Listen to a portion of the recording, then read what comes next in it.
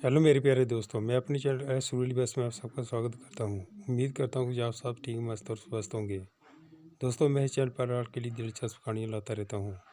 कृपया मेरे चैनल को लाइक और सब्सक्राइब करके सपोर्ट और मोटिवेट करें, क्योंकि आपके लाइक और सब्सक्राइब करने से हमें बहुत मोटिवेशन मिलती है। तो चलिए कहानी शुरू करते हैं। दोस्तों, ये कहानी 3 भागों की है। इस कहानी का हर भाग बहुत मज़ेदार है। कृपया कहानी के सभी भागों को लास्ट तक देखें। हाँ, मुझे मोहब्बत है उससे, दिनेश बहुत ज़ोर से चिल्लाया। ये सुनकर संगीता किचन में जमकर पत्थर की मूर्त बन गई थी। चाय का कप उसके हाथ से नीचे गिरकर टूट गया था। उसकी साथ बेहद कर सबर में शादी पीट पीट कर चिल्ला रही थी। सुनते हो दिनेश क्या कह रहा है? बदतमीज बात दिमाग छोकरे, तेरा दिमाग चढ़ गया है। थप्पड़ की आवाज़ गूंज उठी। दिनेश के गाल पर एक झनाटेदार थप्पड़ पड़ चुका था। अजय के पापा, ये सब आपकी करनी का फल है। मैं तो इस बेहा को इस घर में नहीं रखना चाहती थी। अगर मेरे अजय कंच इसकी कोख में नहीं होता तो मैं इसे धक्के मारकर घर से निकाल देती। ये मनहूस मेरे एक बेटे को खा गई। अब डायन ने अपने माया जाल में दूसरे को भी फंसा लिया है। इसकी तो आज मैं अच्छे से खबर लेती हूँ। लता ने तेजी से अपने कदम किचन की तरफ बढ़ाए। दिनेश ने आगे बढ़कर लता को बीच में ही रोक लिया। खबरदार, जो संगीता को हाथ भी लगाया। अच्छा, तो अब तुम भाभी से संगीता पर आ गया है। तभी तो, कब से चल रहा है ये सब? मैं इसे छोड़ूंगी नहीं। क्या करेगा तू? अपनी माँ पर हाथ उठाएगा? दिनेश के पापा, जो अब तक बैठकर तमाशा देख रहे थे, उठकर आए और लता को डांट कर खींचते हुए अंदर ले जाने लगे। ये क्या नाशाप पक रही हो? मोहल्ले पड़ोस के लोग सुनेंगे तो क्या कहेंगे? सुनने दो, होने भी तो पता चले तुम्हारी लाडली बहू की करतूत। लता, सीधे अंदर चलो, दीनदयाल जी ने क्रोध से कहा। लता बुनबुनाकर पैर पटकती हुई कमरे में चली गई। दीनदयाल जी ने सिर पकड़कर बरामदे में बैठ गए और बेहोश हो गए तो उन्हें अचानक होश आया। संगीता कहाँ है? दिनेश किचन के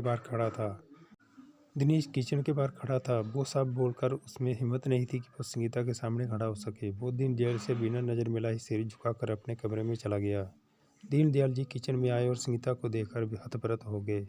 संगीता किचन में फर्श पर बेहोश पड़ी थी। दीनदयाल जी ने पानी की छींटे मारकर उसे होश में लाने की कोशिश की, पर वो होश में नहीं आई।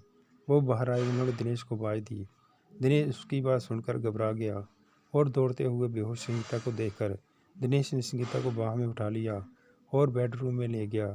दीनदयाल जी अपने दोस्त डॉक्टर को फ़ोन करने लगे। डॉक्टर ने आकर संगीता को चेक किया और कहने लगे, बहू को एडमिट करना होगा। 6 महीने से प्रेग्नेंट है और हालत देखो इसकी, कितनी वीक हो गई है बेचारी। अजय की मौत ने इसे तोड़ कर रख दिया है। मैंने एम्बुलेंस को कॉल कर दिया है। संगीता को अस्पताल में एडमिट कर दिया था। लता ने तो कसम खा ली थी कि कल की मरती चुड़ैल आज मर जाए तो भूल कर भी उसे देखने नहीं जाऊंगी। दिनेश और दीनदयाल जी दोनों उसका ख्याल अच्छे से रख रहे थे। दिनेश के अंदर संगीता का सामना करने की हिम्मत नहीं थी, क्योंकि उसे लग रहा था कि उसकी हालत का जिम्मेदार वही है। क्यों उसने वो सब बोला? संगीता दवाई लेने के कारण गहरी नींद में थी। दिनेश उसे चुपचाप देखने लगा। उसका रूप, उसकी मासूमियत, सब कुछ कितना पवित्र था। जब अजय भैया की दुल्हन बनकर वो घर में आई थी तो सब कितने खुश थे। नाते रिश्तेदारों ने, मोहल्ले पड़ोस वालों ने मम्मी को बधाई देते हुए कहा था, बहुत सुंदर बहू आई है आपके घर।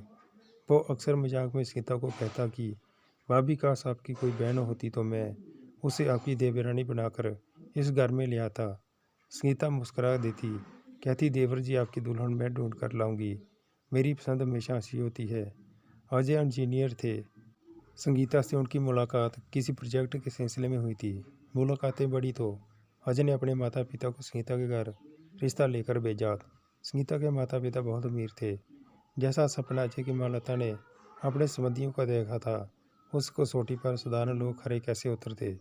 ऊपर से उनकी 2 बेटियां थी। अजय की माँ लता ने अपनी अस्वीकृति जाहिर कर दी थी। कहा, दूसरी भी बेटी है, भाई होता तो और बात होती। तुझे ही उनके परिवार का बोझ उठाना पड़ेगा। इसके विपरीत दीनदयाल जी को संगीता पहली नज़र में ही भाग गई थी। दोस्तों, कहानी का पहला भाग समाप्त होता है। दूसरा भाग देखने के लिए कृपया मेरे चैनल सुरीली बस को लाइक और सब्सक्राइब करके मुझे सपोर्ट और मोटिवेट करें, क्योंकि आपके लाइक और सब्सक्राइब करने से हमें अच्छी अच्छी कहानियाँ बनाने में बहुत मोटिवेशन मिलती है। मेहरबानी करके चैनल को लाइक और सब्सक्राइब ज़रूर करें। मिलती है कहानी के अगले भाग के साथ। तब तक के लिए खुश रहिए, अपना और अपनों का ख्याल रखिए। अपना कीमती समय निकाल कर कहानी को लास्ट तक देखने के लिए आप सबका बहुत बहुत धन्यवाद।